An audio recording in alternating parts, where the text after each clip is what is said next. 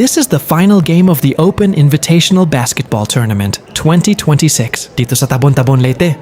Ang laban ay sa pagitan ng Team WB and Sofia kontra Lakawan Squad.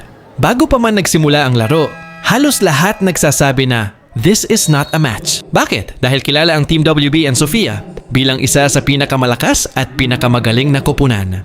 Pero alam nyo, basketball is not just about skills and talent. It's also about heart, determination, and never giving up. At yan mismo ang ipinakita ng Lakawan Squad. Kahit dehado sa papel, hindi sila umatras. Lahat ginawa nila para makasabay sa laban. Bawat possession, bawat depensa, at bawat puntos ay pinagtrabahuhan nila ng husto.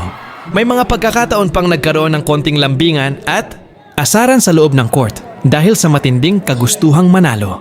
Pero isang bagay ang sigurado, walang sumuko. Hanggang sa huling segundo ng laro, laban kung laban ang ipinakita ng Lakawan Squad. At kahit gaano kalakas ang kanilang kalaban, ipinakita nila na ang tunay na puso ng isang manlalaro ay makikita kapag nahaharap sa pinakamalaking pagsubok. Kaya, mga kabasketball, samahan ninyo kaming balikan ang mga highlights, ang mga matitinding eksena, at ang hindi malilimutang final showdown ng Team WB and Sofia versus Lakawan Squad.